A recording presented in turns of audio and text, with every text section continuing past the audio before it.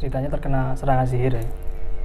Sihir itu macam-macam, ada santet, ada teluh. Kalau ini pemahaman yang paling umum saja, paling gampang ya. Kalau ada yang terkena dari misalnya keluar ular dan sebagainya, itu pasti teluh. Ini pemahaman umum ya, di luar berbagai perkembangannya, percabangannya, karena semua itu ya banyak cabangnya. Ilmu semacam itu banyak cabangnya. Yang paling umum ya, kalau itu dari binatang-binatang bisa dikategorikan teluh. Kalau yang dari benda-benda mati bisa dikategorikan santet. Kayak silet, ijuk dan sebagainya, itu santet. Ini pemahaman umum. Di luar dari itu ada lagi teluh pakai angin. Nah, teluh angin ada lagi teluh api dan sebagainya. Ya, kalau paling mudah daripada kita memperdebatkan teluh dan santet, ya, yang penting itu sihir yang merusak. Yang perlu dilakukan adalah dua, ya, pasti mencegah dan mengobati. Kalau mencegah ini kan kita dalam kondisi apapun jangan lengah. Sebaik apapun kita, itu pasti ada orang yang tidak sepakat, tidak setuju. Kemungkinan terburuknya menyerang secara fisik atau non fisik. Ya, ini waspada ya, bukan berarti kita berprasangka buruk terus, enggak. Waspada, mempersiapkan kemungkinan terburuk. Kemudian yang kedua mengobati. Kalau sudah terlanjur, ya bagaimana kita mengobati secara tepat dan efisien, kan begitu. Jangan sampai banyak sekali kasus orang sudah kemana-mana, sampai habis harta, sampai habis ini, diakali orang, diakali dukun. Ini yang jangan sampai terjadi. Maka yang terpenting untuk pencegahan, yang jelas kembali lagi ya, dua, fisiknya harus, non fisiknya harus. Fisiknya itu tetap kita harus sehat, karena seringkali sihir itu tidak mempan ke orang yang fisiknya sudah sehat. Loh, ada kok orang binaraga kuat mati kena santet misalnya, pasti ada organ yang bermasalah. Loh, enggak, selama ini sudah orangnya sehat, cek medical check up sudah sehat, itu gimana? Nah, belum tentu ya. Sehat ini dua, yang penting sehat pikirannya dan sehat ininya, fisiknya ya. Fisiknya enggak apa-apa, ternyata dia galau-galau, kan kita enggak tahu ya. Jadi fisik dan jiwanya harus sehat. Itu yang secara lahiriah. Yang batiniah seperti apa? Kita usaha spiritual. Satu, misalnya yang jelas wirid harian. Itu kan kalau kita muslim sudah kenal itu. Kalau di Jawa itu ya banyak sebenarnya. Seperti menanam di depan rumah.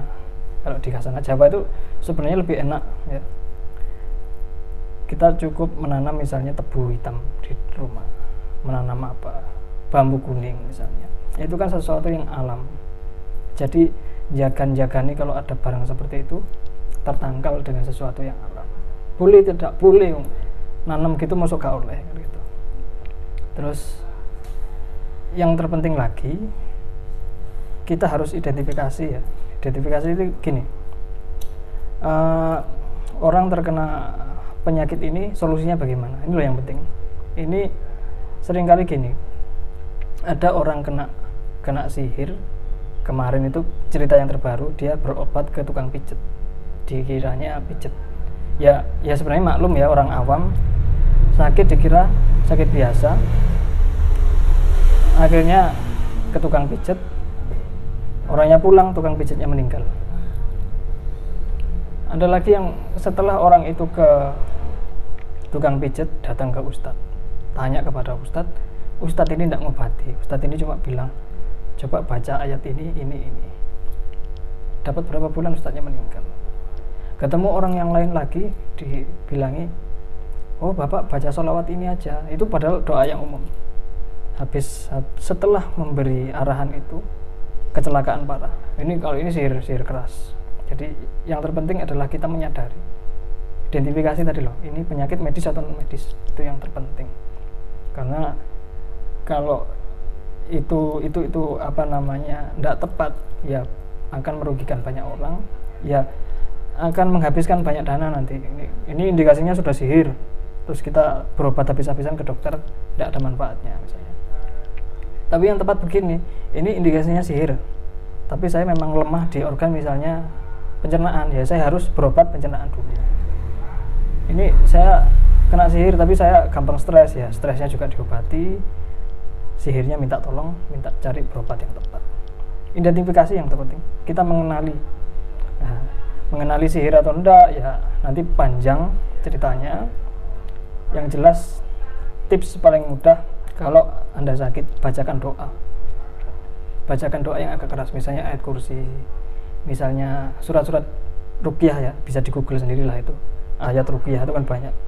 Kalau penyakitnya ada gerakan berpindah ketika dibacakan ayat suci, dibacakan mantra suci, dibacakan afirmasi yang baik, itu ada pergerakan.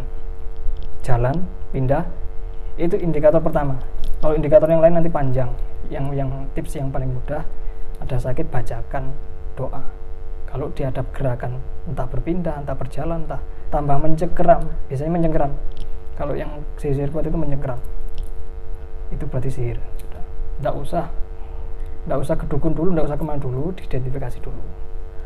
Kalau melawan, jadi didoakan kok melawan sakitnya, kemungkinan besar sihir. Itu di luar nanti indikator berikutnya. Nasihat yang umum akan kita jumpai kalau orang ditanya, Ustadz, bagaimana kita bisa selamat dari sihir? Pasti nasihat yang paling umum, jaga ibadahmu, jaga sholatmu.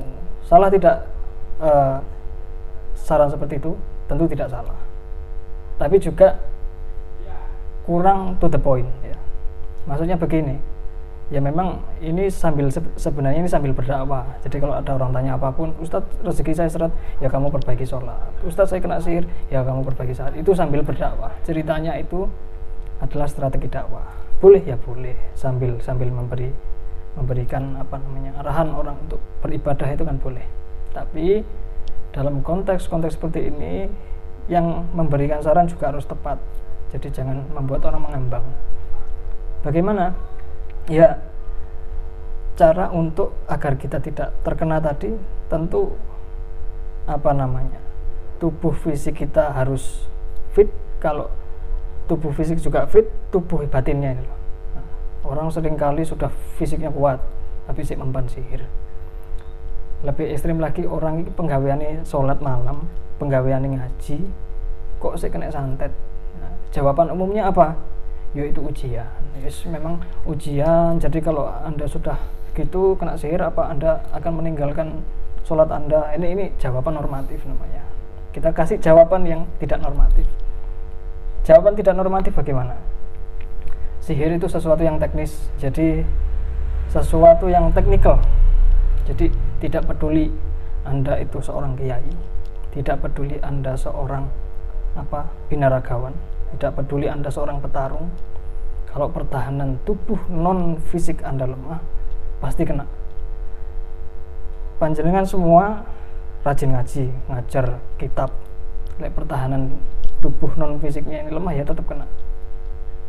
Bagaimana pertahanan tubuh non fisik ini biar kuat? Yaitu tadi kembali pada olah rasa.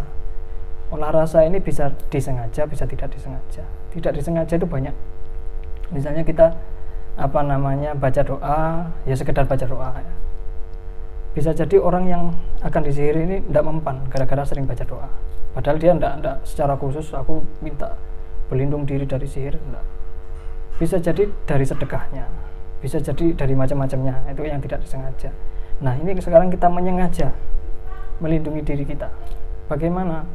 Yang termudah kalau secara syariat, cari doa-doa penjagaan. Secara syariat ya. Secara Jawa ya tadi itu menanam apa banyak itu. Seperti tidur di lantai kalau zaman dulu. Tapi problemnya kalau tidur di lantai pun ada sihir yang lebih kuat munculnya dari tanah, itu ada. Jadi macam-macam teknis secara mendalam nanti mungkin akan dibahas di lain waktu karena panjang sekali. Yang jelas secara luas pencegahannya harus punya pertahanan tubuh non fisik yang kuat. Itu dengan cara apa? Ya secara agama ya. Doa, zikir yang khusus, ini loh yang penting. Zikir pagi petang itu loh, al-maksurat itu kalau yang di Islam ya. Kalau di Jawa ya zaman dulu ya ada kidung-kidung. Ada Jawa pun punya mantra-mantra untuk sebelum tidur, mantra untuk untuk anti bala, terus dan berbagai macam cara. Yang termudah menurut saya saat ini ya cari zikir pagi dan petang. Itu yang paling penting dan memang diniatkan untuk meminta barokahnya agar kita terlindungi. Itu kalau untuk pencegahan.